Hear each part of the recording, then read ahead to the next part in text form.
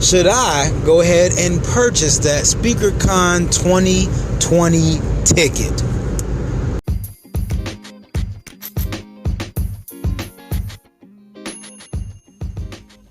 Welcome to the Automation Mastery Podcast. This is your host, Justin Morgan of AutomationMastery.net, here to help you automate your business, master your destiny, and maximize your impact. Let's get to the episode. Let's chat.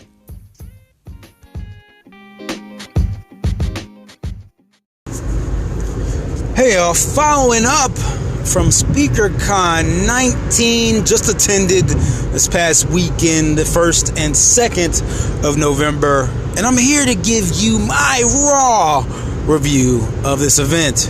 And I think I'm gonna start doing this more often, and really just kind of share my perspective and experience. I showed up a little bit late, almost didn't make it to the first thing and the first day at all. I'll talk about that in another story, just because I think it deserves its own narrative. Well, when I got there, got about halfway through the day, got to the hotel. Hotel's a bit small, and it first showed up. They're charging a $40 rate for parking if you want to be there over 4 hours, which I was going to be. But thankfully, the event and Cheryl and the crew was able to negotiate a $10 parking fee for being there as a part of the event. And I appreciated that. Also, I was able to go to the front desk, and they actually allowed me to come and go just for $10 just for the day. So hats off to the staff for that as well. The actual hotel itself was nice. I was a little bit smaller, but nice. Great facility, clean facility, so great location in that regard. And I'm here in the DMV, so it wasn't too bad of a drive, about 30 minutes. Even with me going across DC, I'm still only took me about 30 minutes to get to the event. So located very well. If you took in the airport, you would have been right there over in Virginia, landing and not too far from it. So located fairly well. Getting to the event itself, got there around lunchtime. Again, it was not everybody was in yet. It was still early, and I think it was till after lunch that it really got packed in terms of things filling out. And again, it was good. The setup was great. You get there and you get a bag. They check you in, give you a lanyard. So that was good. It was organized. The people at the front, at the registration table, were friendly. I can't tell you how many events. Sometimes it's really unorganized at the registration table, or it's some folks sometimes do have a little bit of a growl to them when you arrive, but they were pleasing to meet and greet at this time. So sat down, started to ingest the content. Good speakers. I will say that I think a lot of the speakers felt limited on time, and so some of them had to kind of get through their presentation fairly quickly. So I think that was one thing. So if I had to give a criticism, content of the speakers were great. Choices and selection of the speakers were good. I think they needed a little more time to get and dig into some of their topics. So that way they can, just not feel so rushed. But I understand when you got a lot of speakers, you only have really a day to get them all on and off, that they have to be efficient. And so part of that is on the speakers as well, I think, to adjust. And again, maybe the event crew just needs to coach them up a little bit more on how to be efficient with the time that they had in order to present the content and really give the impact that they wanted. But I did enjoy the speakers, and I think the speakers were good. Minus any other technical problems, challenges they may have had. I've run events myself, been a part of the crew for events, so I can tell you that it's not easy to run things flawlessly. And so I can say that, versus any typical hiccup, this event actually ran smoothly from the ticket holder's perspective.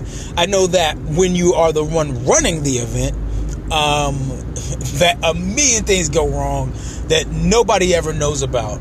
So I can tell you from the customer side of the standpoint, which I rarely get to do. I rarely get to just go to an event and just sit and enjoy it, that it was actually done fairly well from that standpoint. At that point, then we broke for dinner. There were places to eat in the hotel, so that was good. Networked a little bit, so that was good. Enjoyed that, and then came back for a final session. They had a book launch. I think the book launch took them a little bit longer than they thought. Now, after the book launch, here's what's really impressed me. What really impressed me, because again, it's easy for the event to look at and say everything's going wrong in terms of timing or be behind. And so I know these things because, again, I've run events.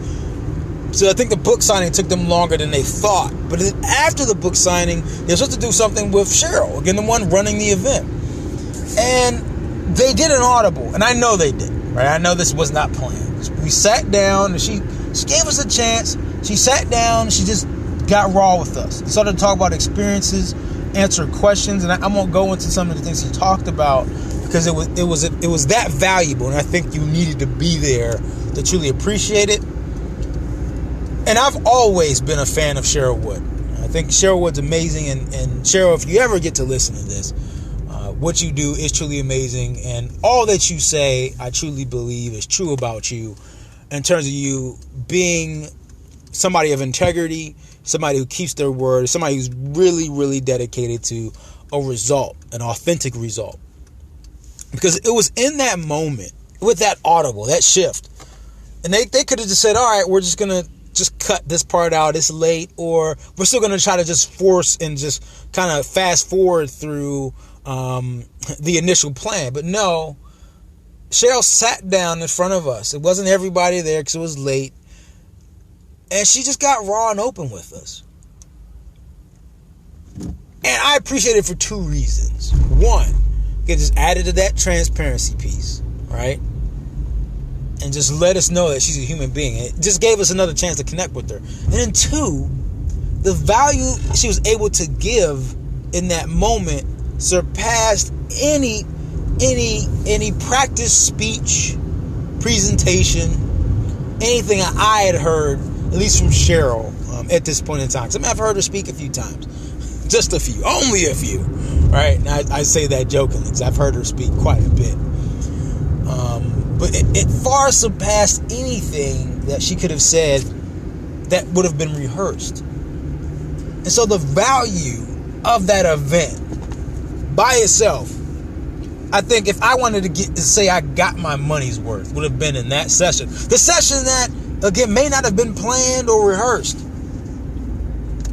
And maybe it was. I don't know. Who knows? Maybe they wanted to do it that way. But it was powerful. It was amazing. It was a good thing. So after that, the next day was the vendor day.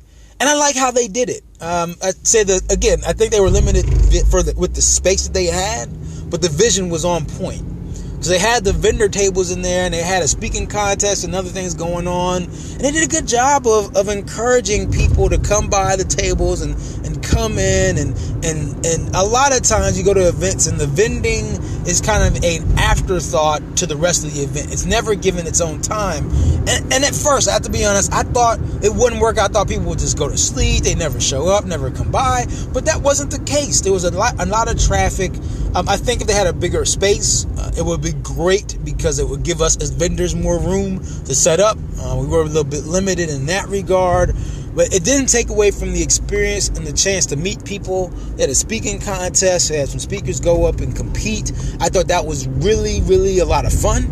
And I think next year, even if y'all do it again and you have more people at the event, I think it'll make that even more powerful and a more smoother experience.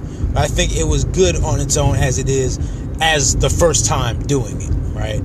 And then they had the gala at the end. I did not go to the gala, so I can't speak to that one. I saw pictures, and the pictures made it seem like it was a great event. Looked like the room was filled. And I imagine if it was done with the same spirit as the rest of the event, then it went very well. So, at the end of the day, in summary, I would say the SpeakerCon 2019 was amazing. Are there things to improve? Yes. Like with any event. I would be blowing smoke if I did not say that. But I would also be lying if I did not say that it was great as is. So if I had to give a rating, and I don't know if I'm a start rating conferences, but if I had to do a scale out of 1 out of 10, I would easily, and keeping in mind, this is the first time, right? This first event, this is the first SpeakerCon, easily give it an 8 out of 10. I think it's worth your time. I think it's worth your money. And I say that not just because about the experience, but because I know the person who's putting it on. I think they easily, Cheryl would. I appreciate what you put together. I also appreciate the chance to be able to come and be a vendor at your event. Deeply appreciate it. And again, I recommend anybody to go out and get SpeakerCon 2020 tickets, because I hope that I shall be there as well. It's around the corner from where this one was. So I plan on being in attendance, maybe even speaking or having a table. That's what I got, folks. If you need anything else from me, if you have any other questions about the event, let me know. As usual, podcast here on ampodcast.net. I'm the founder of AutomationMastery.net, here to help you automate your business, master your destiny, and maximize your impact. Talk to you soon. Peace.